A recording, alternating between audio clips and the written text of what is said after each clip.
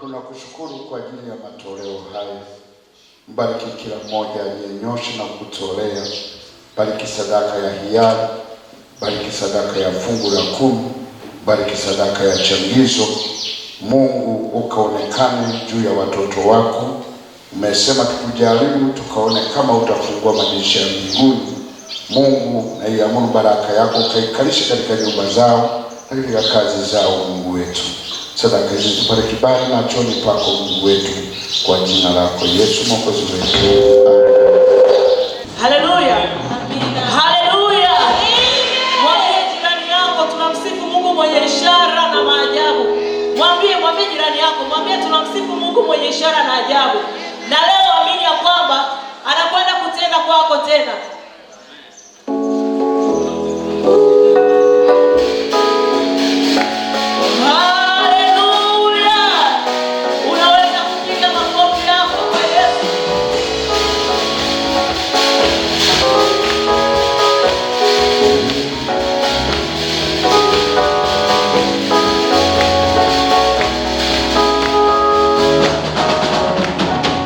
Umetamalaki duniani kote.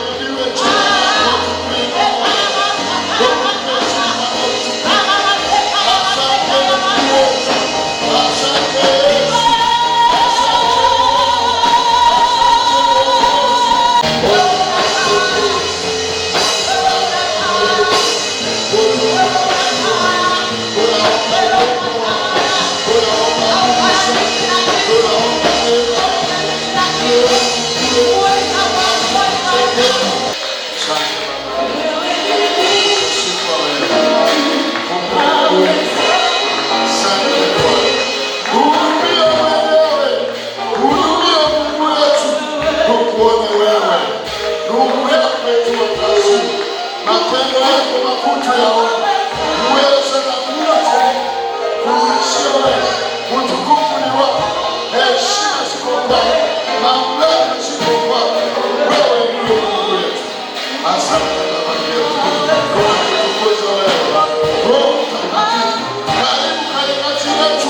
Watu mtembelee, waachilie neema yako Mungu wetu. Asante Baba yetu. Tunakushukuru.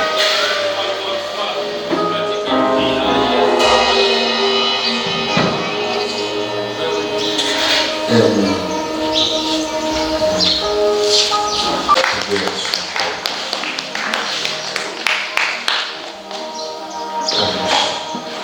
Ongeza makofi kwa Yesu.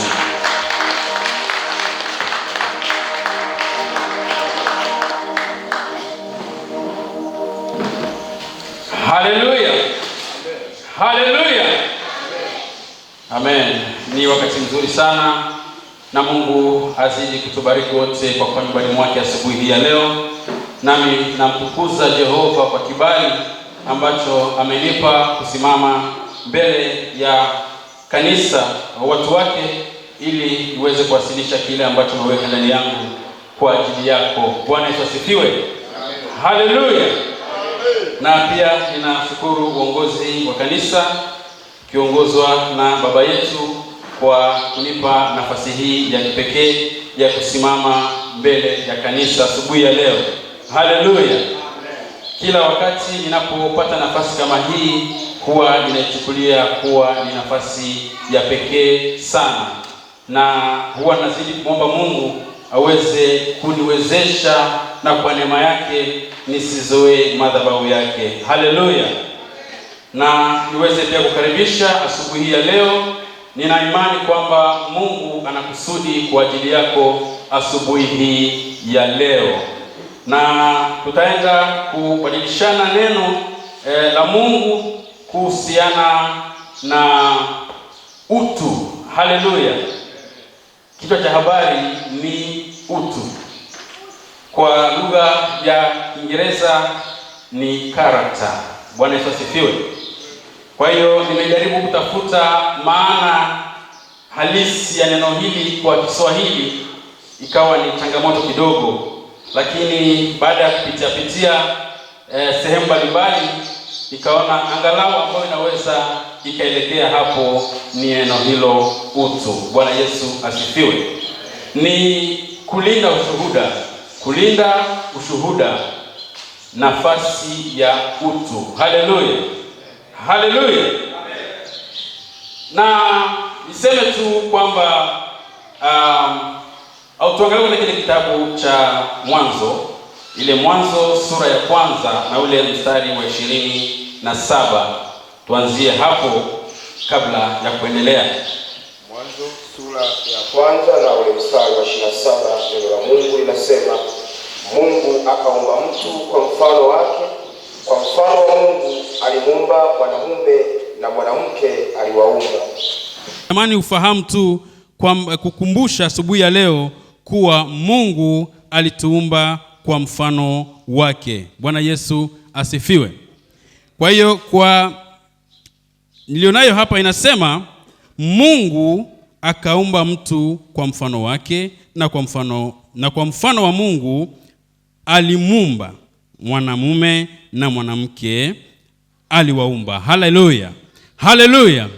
Kwa hiyo jambo la msingi la kufahamu kwanza ni kwamba Mungu hakuumba mwanadamu kwa kukurupuka. Nitumie lugha hiyo nyepesi. Haleluya.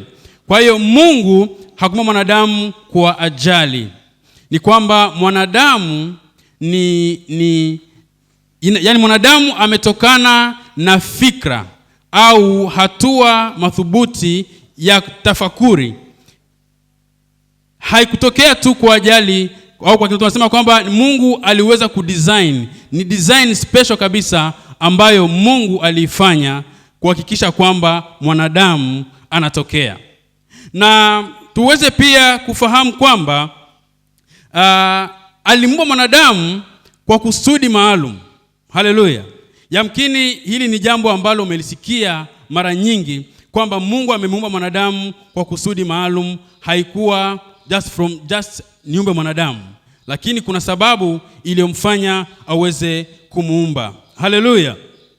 Na kila Mungu, kila alichokiumba, uumbaji wake wote, hata ukienda kwa tuseme labda ikiwa ni alivyoumba maji, alivyoumba wanyama, alivyoumba ndege wa angani, alivyoumba miti, chochote kile alichokiumba Mungu alikifurahia. Haleluya.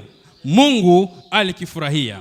Na ujue vile vile kwamba Mungu alivyokuumba wewe alikufurahia pia. Bwana sifiwe. Alikufurahia na bado anakufurahia hadi sasa. Kwa hiyo ukisoma kitabu hicho cha Mwanzo, ile sura ya 31, utaweza kulithibitisha hilo. Tuangalie hapo mtumishi wa Mungu.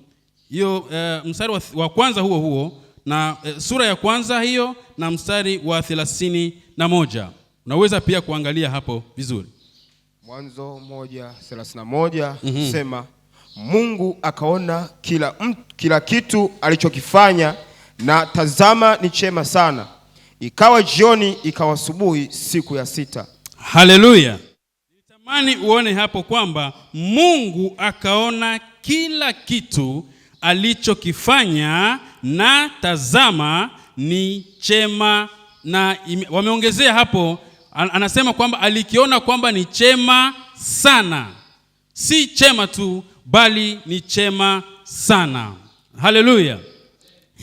Na tazama, Mungu alipomaliza au kukamilisha kuumba vitu vingine vyote, akasema na tumuumbe mwanadamu au tumfanye mtu kwa mfano wetu.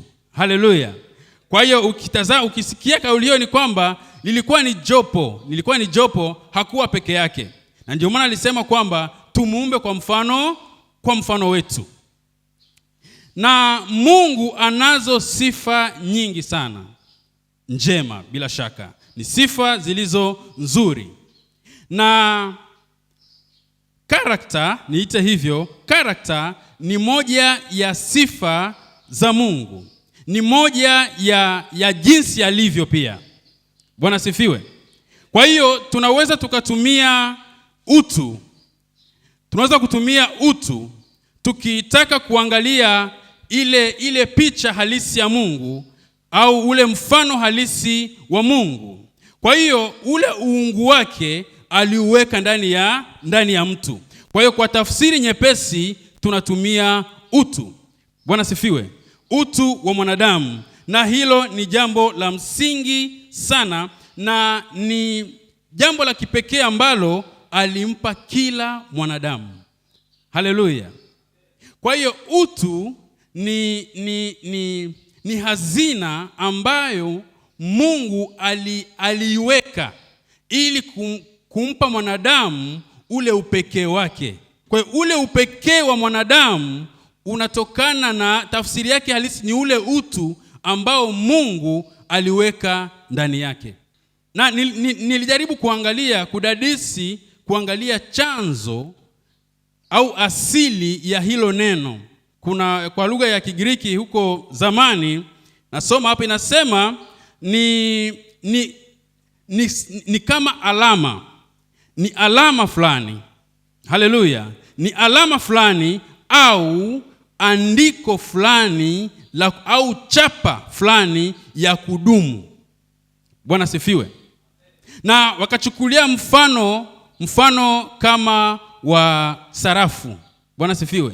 Tuna sarafu. Kwa hiyo sarafu ina chapa. Kuna chapa ambazo zipo pale kwenye sarafu. Ukiangalia upande wa juu na upande wa nyuma, kuna chapa ambayo iko pale. Ile chapa si rahisi kuiondoa. Bwana sifiwe. Si rahisi kuiondoa.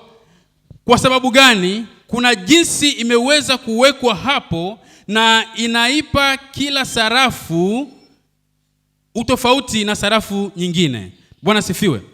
Kwa hiyo hapo kwa mfano kama ni sarafu ya shilingi 100, hiyo sarafu kiangalia chapa yake ilivyo, ukiiona tu ni tofauti na labda sarafu ya shilingi 50. Bwana sifiwe. ziko tofauti. Na ndio maana hata ukifumba macho usipotazama unaweza kujua kabisa kwamba hii ni sarafu ya 100, hii ni sarafu ya 50, hii ni sarafu ya 500. Haleluya. Lakini pia nikaenda kuangalia zaidi, nikakuta kwamba herufi tunazozitumia zinaitwa pia character. Bwana asifiwe. Kwa kiangalia herufi zinaitwa pia character kwa Kizungu. Lakini ukiangalia pia tarakimu zinaitwa pia character kwa Kizungu. Bwana asifiwe.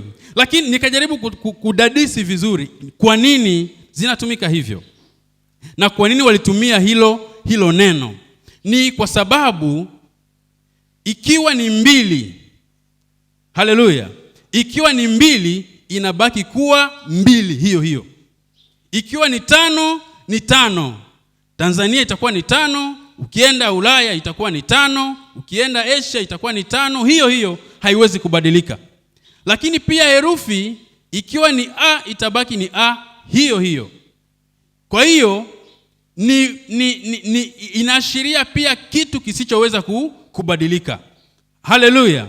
Inaashiria kitu kisichoweza kubadilika.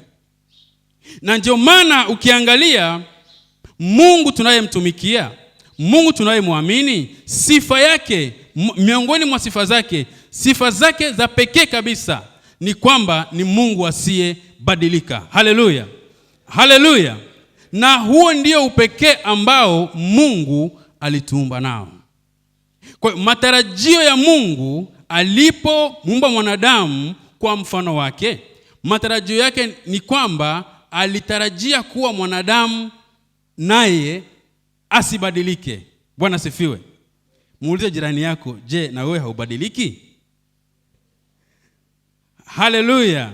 Hili ni swali ambalo asubuhi ya leo unaweza kujiuliza na kulitafakari.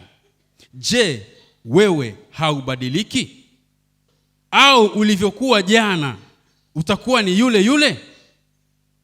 Bwana sifiwe.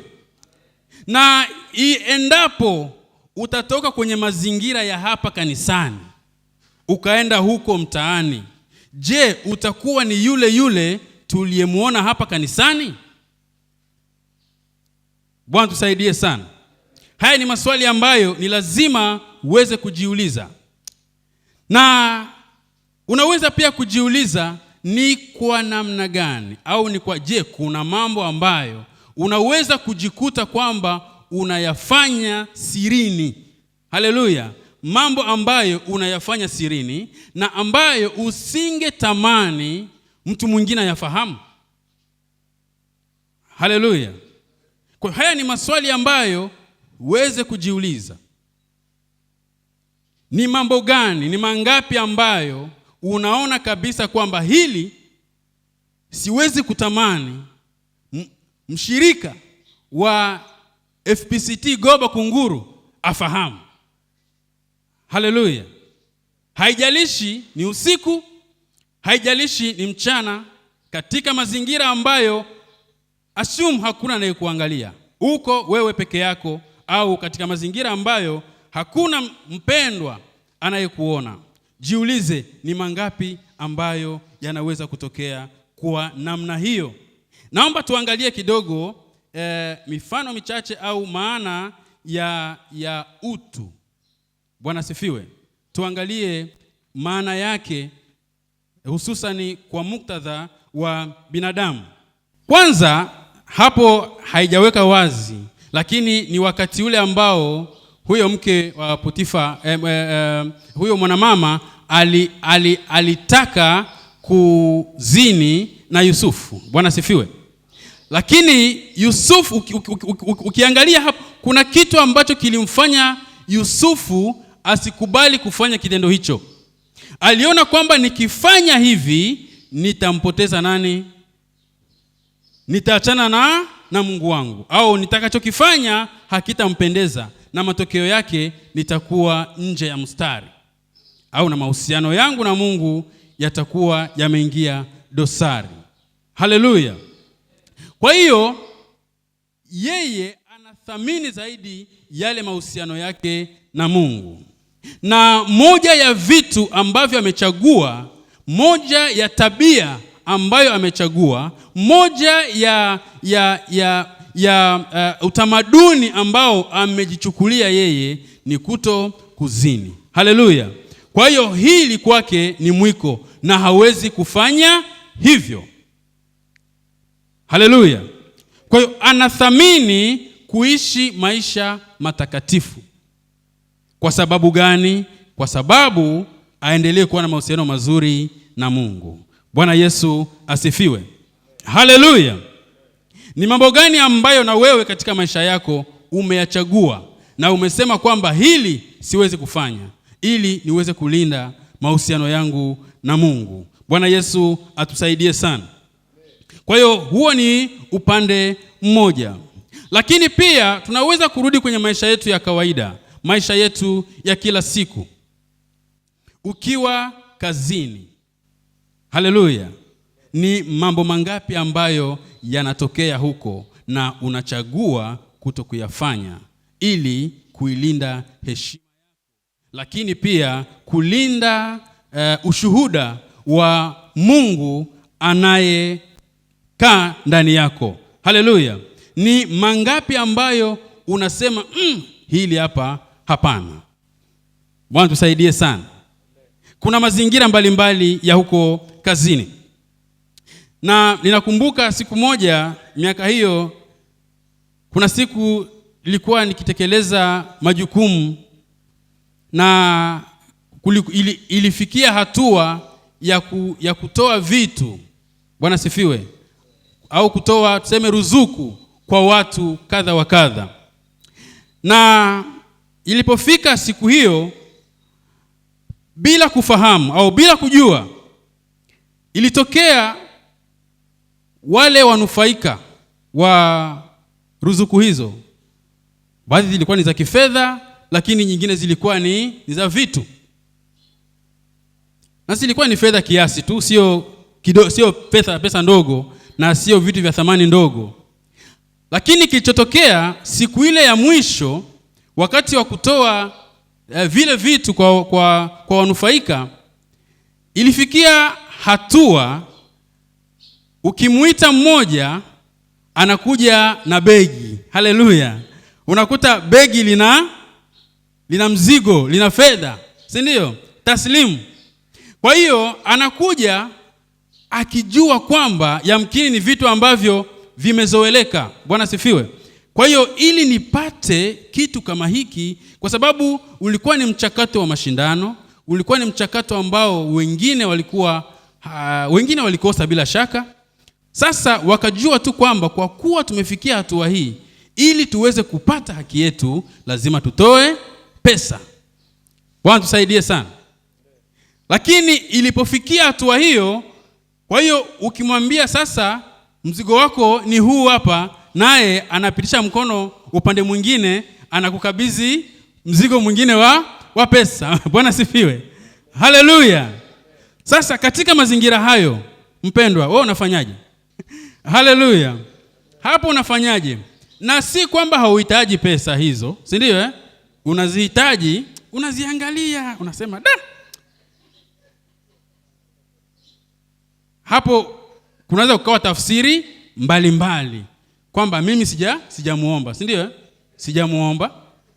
Kipaji ulichonacho, kipawa ulichonacho na karama ulionayo, vyote hivyo ili uweze kuvilinda vizuri. Ulinzi mzuri wa kipawa, sio mipawa. Bwana sifiwe. Sizungumzii mzee mipawa hapo. Ni vipawa. Kwa hiyo vipawa ulivyo navyo, karama ulizonazo, ulinzi wake halisi ni kuwa na utu. Haleluya. Kwa hiyo ukisimamia misingi, ukisimamia kanuni na taratibu za neno la Mungu, huu ni ulinzi tosha wa karama yako, ni ulinzi tosha wa vipawa ulivyo navyo. Kwa hiyo ile hazina ambayo Mungu aliweka ndani yako, ulinzi wake halisi ni kuishi kanuni za neno la Mungu. Haleluya. uwe yule jana, leo na hata kesho uwe yule yule. Kwa hiyo ukiwa na utu wema, huo ni ulinzi tosha. Mungu atakuamini na wanadamu pia watakuamini. Au kwa lugha nyingine, utapata kibali. Utapata kibali machoni pa Mungu na utapata kibali machoni pa wanadamu. Bwana sifiwe sana. Na tukiangalia matokeo ya Yusufu, matokeo ya uadilifu wake ilikuwa ni nini? Haleluya. Matokeo ya uadilifu wake ilikuwa ni kupata nafasi ya juu katika taifa la ugenini. Kwa hiyo mtu alienda kama mtumwa akaja kuwa kwenye nafasi ya juu zaidi ugenini. Haleluya. Hayo ni matokeo ya kulinda ushuhuda. Ni matokeo ya kusimamia ule utu, kutokukubali kuyumbishwa na mambo ya dunia hii. Bwana Yesu atusaidie sana. Kila mahali ulipo, ni Paulo alipomwandikia Tito huu waraka, na alikuwa anampa maelekezo. Ukiangalia hapo, alikuwa anamwambia tu, alikuwa anamuhasa, anamwambia kila mahali utakapofika, si ndio? Uongee maneno ya kweli. Yaani wafundishe watu neno la kweli. Huko amezungumzia integrity. Yani jitahidi kwamba hata katika maneno yako yanayotokea kinywani mwako yawe ni maneno yenye staha. Bwana tusaidie sana. Na ili wale wanaotupinga waweze, yani wasiwe na la kuongea. Bwana tusaidie sana. Kwa hiyo huu ni ujumbe kwetu leo kwamba kila mahali tutakapokuwa, tukiwa ofisini, tukiwa kwenye vyombo vya usafiri, tukiwa nyumbani, tukiwa mitaani huko, ni lazima kila neno litakalotoka vinywani mwetu, ikiwa tutapata nafasi ya kuwafundisha watu au kipata sehemu, angalau utoe ushuhuda ambao ni wa kweli. Bwana tusaidie sana. Na hata wale wanaoipinga Injili, wale wasiwe na neno la kuongea. Watu hawafuati kipawa chako, watu hawafuati karama ulionayo, watu wanafuata utu wako. Bwana sifiwe. Watu wanafuata utu wako. Ikiwa wanakufuatilia, jua kwamba kuna kitu cha thamani ambacho wanakiona ndani yako. Ile karama, vipawa na kadhalika, sawa. Lakini jaribu kutafakari tu. Ni wangapi ambao wanazo karama, wanavyo vipawa, ambao watu waliacha kuwafuata baada ya tabia zao kuwa mbaya? Wapo hawapo? Haleluya. Kwa hiyo hili likupe taarifa kwamba watu hawafuati karama yako. Ikiwa unaimba vizuri, ikiwa unahubiri vizuri, ikiwa unatembea vizuri, ikiwa wewe ni mzungumzaji mzuri, watu hawafuati hivyo. Na ninakushauri pia wewe asubuhi ya leo kwamba usifuate hivyo kwa wanadamu. Angalia ule utu wao. Utu wema au ile personal character inakufanya uwe mfanyakazi mzuri. Inakufanya uwe mtu mwenye bidii katika kazi zako. Haleluya. Unajua kwa sababu gani? Tukiangalia mfano wa kawaida tu. Na hili ni jambo ambalo limeathiri wengi sana. Watu wengi hususani kazini huko wamekuwa thamani ya kuwepo kwao kazini imeelekezwa kwenye mapato wanayoyapata au mshahara wanaoupata. Kwa hiyo mtu yuko radhi, na hiyo imekuwa ni shida sana, kwamba ukiwa na ufanyakazi usipokuwa makini kufuatilia kila hatua, unaweza kukuta kazi iliyokuwa inafanyika imeharibika. Kwa sababu gani? Ni kwa sababu ya ukosefu wa hiyo character au huo utu wema. Kwa hiyo mtu anaangalia tu. Ni kama yeye unakuta mwajiri na mwajiriwa wanaliana timing, wanafanyana timing zile. Si ndio? Akiwepo anafanya kazi vizuri. Lakini ukiondoka tu anarudi kwenye hali yake ya kawaida. Haleluya. Na ujisikie kutoka moyoni mwako kwamba hata nikiwa peke yangu nitafanya kazi vizuri na kwa ubora. Ukiwa na utu wema au ukizingatia misingi ya utu wema, utakuwa ni mtu mwenye bidii katika utendaji kazi wako. Yaani hiyo ni automatic. Yaani ukiwa ni mwadilifu, sawa, ukiwa ni mwadilifu, ni lazima utakuwa ni mtu mwenye bidii. Haleluya.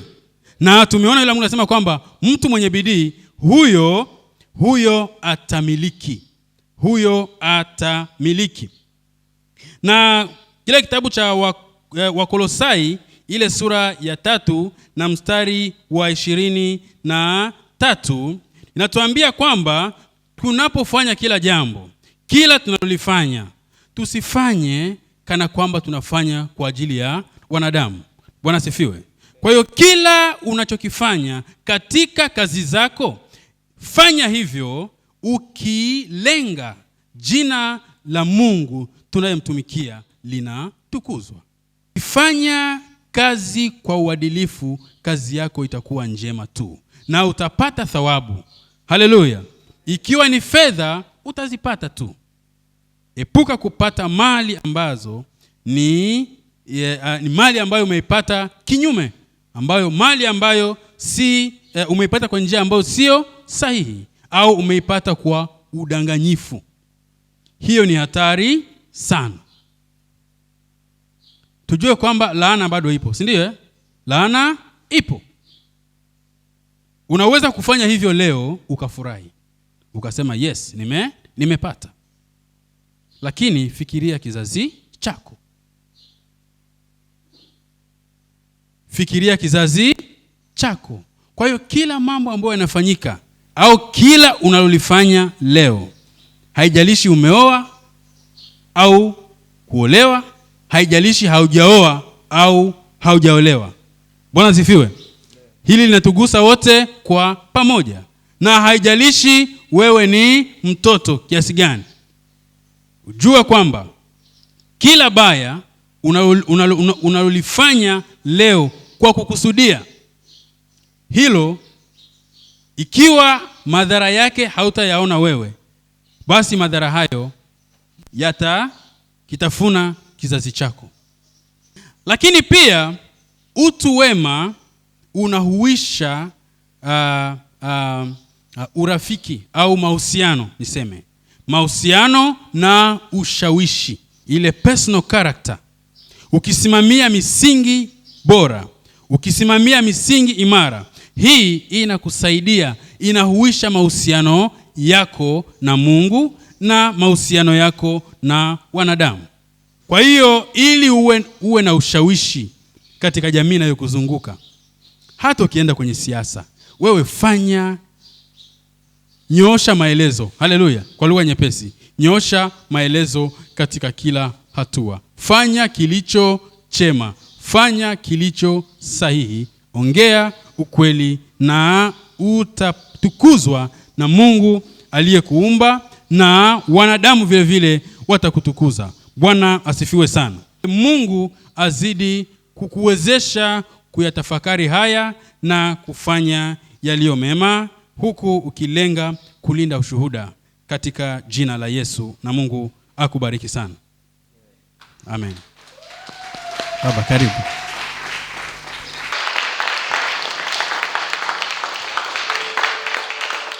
Tunaposema utu ni tabia ya Mungu iwe ndani yetu. Anawaambia Wakolosai, mufanywe kuwa na utu mpya, utu wa kale mmeuacha mbali. Kolosai 3 mstari wa 9 hadi wa 12. Utu wa ndani, tuumbiwe utu. Na huo utu ndo Mungu anaoutaka sana. Ayubu anasema mtu mwadilifu na anayemcha Mungu. Alikuwa na utu. Ayubu anasema anawatolea dhabihu watoto wake, anawaombea. Ayubu alikuwa na utu. Biblia inasema shetani akamwambia umemuona, Mungu anamwambia, anasema umemlinda. Kwa hiyo mtu mwenye utu anatembea na wingu la Mungu akizingirwa. Shetani mwenyewe anakiri kabisa kwamba umemlinda pande zote. Mungu anamwambia huyu hata nikiondoa ulinzi hawezi kuniacha. Kwa hiyo Mungu anajivunia watu wa jinsi hiyo, watu ambao wako tayari. Waswahili wanasema piga ua, garagaza, siachi. Umeona? Yaani hiyo neno la imani. Unajua kuna maneno wanayachukua wahuni, tunaona ni ya kihuni. Yaani walokole ndio piga ua, garagaza, siachi. Yaani msimamo hata kufa. Si tunaona mashujaa wa imani walikufa? Yaani mtu aliyeokoka ni mtu aliyejilipua katika imani yake, huwezi kumuondoa. Anasimamia. Yaani tunaposema utu ni kusimamia haki, kweli.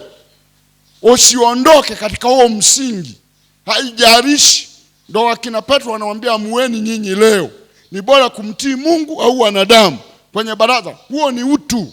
Yaani wanasema kwamba hatuwezi kuacha kusema habari hizi tulizoziona wenyewe. Yaani kuna mazingira mtu hataki kuitikia Bwana asifiwe, salama na kuwahi. Sasa mimi nashangaa. Yaani nashangaa kweli kweli. Huyu bado kuna tatizo la kiroho. Kuna tatizo la kiroho. Yaani tufike mahali tuambie watu tumeokoka. Kwanza ukisema umeokoka, watu ni ulinzi tayari. Mungu akubariki sana mtumishi wa Mungu. Umetufundisha vizuri. Barikiwe sana. Na tumepata maneno mazuri. Jumapili tuliambiwa upendo, kwa maana jinsi hii. Wewe ni Mungu wetu.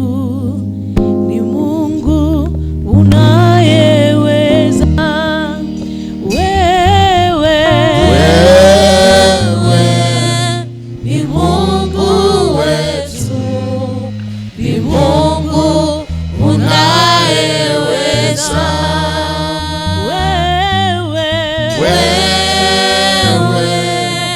Ni Mungu wetu. Ni Mungu unayeweza.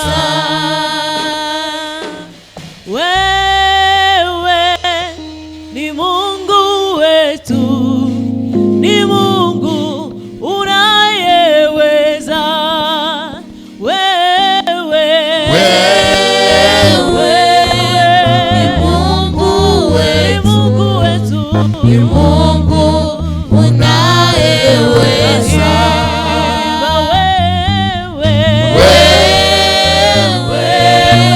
Ni Mungu wetu. Ni Mungu Yesu unayeweza. Unaweza, unaweza, unaweza Bwana. Unaweza, unaweza Bwana. Unaweza, unaweza, unaweza, unaweza Bwana. Unaweza, unaweza Bwana. Unaweza, unaweza, unaweza, unaweza Bwana. Unaweza, unaweza Bwana. Namsifu Bwana, kwa hiyo nimepata utakaso. Namsifu Bwana, kwa hiyo nimepata utakaso. Ima kijito cha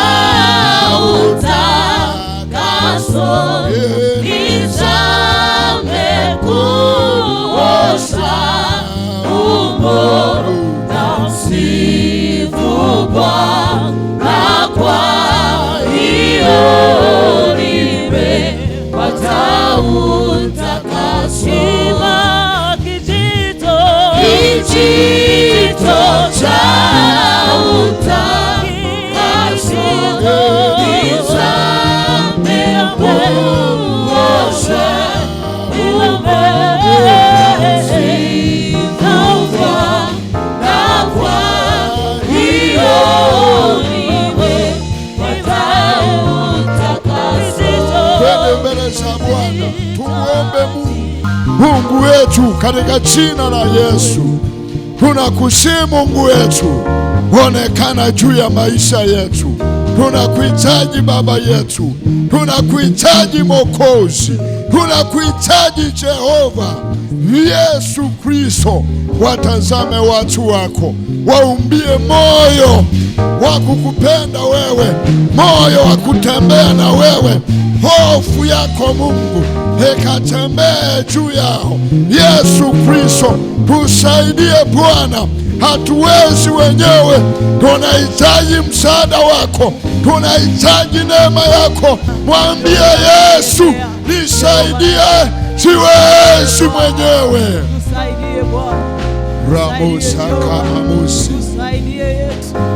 Wasaidie watu wako, tukuone wewe Yesu, ukiachilia neema na wingu lako likitembea kwa jina la Yesu. Wewe ni Baba yetu, tuumbie Mungu wetu katika jina la Yesu. Tunakuhitaji Bwana kwa jina la Yesu. Ndio Bwana, ndio Bwana, ndio Bwana. Tukuone Yesu, tukuone Mungu wetu, tukuone Yesu Kristo, tukuone Yesu Kristo, tukuone Mungu wetu. Mipango ya adui, pinga ila zote za shetani juu ya watoto wetu, juu ya nyumba zetu, juu ya kazi zetu, twende kukataa kila hali inayoweza kujiinua juu ya maisha yetu kwa jina la Yesu. Kila mitego ya adui tunaikataa kwa jina la Yesu. Bwana, tukuona wewe, Bwana husika, Bwana onekana, Mungu wa milele. Na kusihi Yesu, na kusihi Mwokozi, onekana Mungu wetu, Bwana wa utukufu. Achilia neema yako, achilia neema yako, achilia ulinzi wako, achilia nguvu zako, achilia neema yako Yesu Kristo. Bwana ukalinde watoto wetu katika jina la Yesu. Tembea katikati yetu, tembea Baba yetu, tembea Mungu wetu kwa jina la Yesu.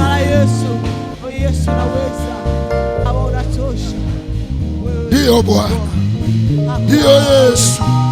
Ponya watoto wetu, watetee watoto wetu, linda kazi zetu, usifunike wewe, mkono wako usipungue katika jina la Yesu. Wewe ni Mungu wetu, tena ni Baba yetu.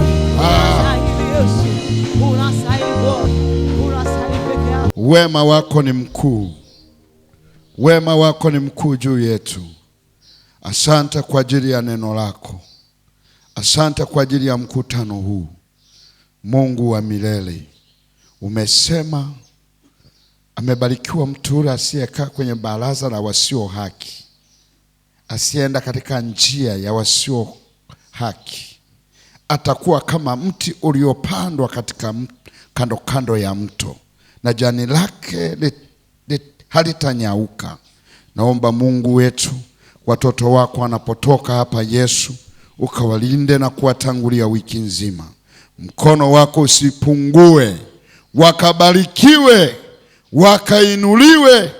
Mungu, neema yako iwe juu yao, ulinzi wako ukatembea na kila mmoja wetu kwa jina la Yesu Kristo. Ukiwalinda watoto wetu, ukiwalinda ndugu zetu waliosafiri, mkono wako usipungue Yesu Kristo. Walio wadhaifu wa imani, walio wadhaifu katika miili yao, Yesu ukawaponye, ukawatendee mema. Mungu wetu, asante Baba yetu. Wabariki watu wako, uwalinde, na hata ibada ya Sunday School tukakuwa nayo muda mchache, Mungu we pamoja nasi, tukakuona katika utukufu mkubwa kwa jina la Yesu Mwokozi wetu, amen. Bwana asifiwe. Muongezee Yesu makofi.